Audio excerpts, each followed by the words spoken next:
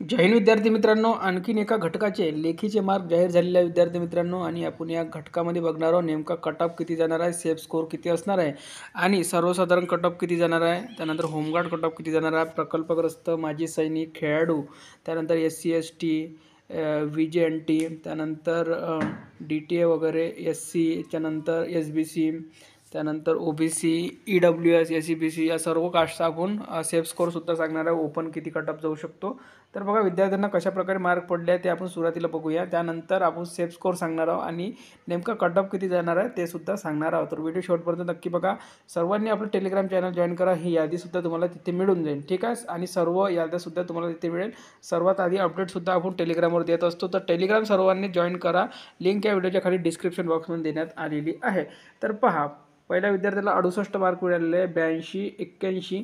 त्यानंतर पुढे बघा 80, 88. त्यानंतर बघा 81, 87. पुढे जर आपण चेक केलं तर 90वाला विद्यार्थी दिसतो आहे इथे. म्हणजे हा सुद्धा पेपर थोडाफार सोपा दिसतो आहे. 86, 90, 97 बघा. सॉरी हे मार्क नाही आहे, हा सिरियल क्रमांक आहे, चेस्ट क्रमांक आहे, सॉरी. इथे बघा मार्क हे आहे 72, 87. त्यानंतर पुढे जर आपण चेक केलं तर यामध्ये बघा 85, 90. त्यानंतर पुढे जर आपण चेक केलं तर 82, 88, ठीक आहे.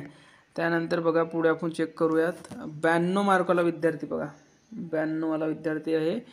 पुढे आपण चेक करूयात 81वाला विद्यार्थी दिसतो आहे. पुढे आपण आणखी चेक करूया 88वाला विद्यार्थी दिसलेला आहे आपल्याला.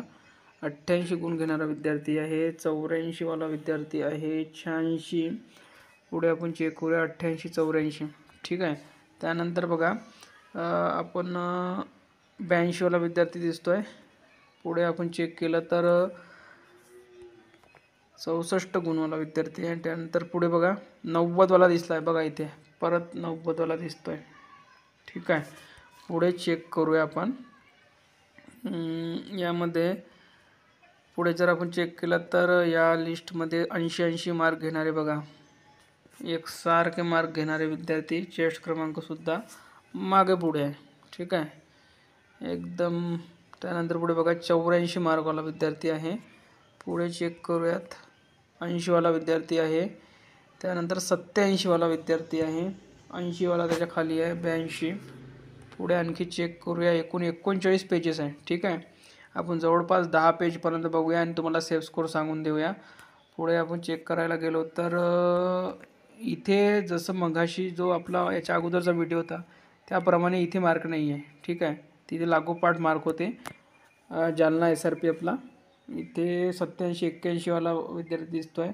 त्यानंतर आणि त्याच्यामध्ये 90वाले सुद्धा भरपूर विद्यार्थी दिसत होते, त्याप्रमाणे या घटकामध्ये दिसत नाही बघा. 88वाला विद्यार्थी आहे. 82, 84. पुढे जर आपण चेक केलं तर 76 गुणवाला विद्यार्थी आहे. पुढे आपण चेक करूया 94वाला दिसतो आहे. आणखी जर बघायला गेलो आपण 85, 80, 85.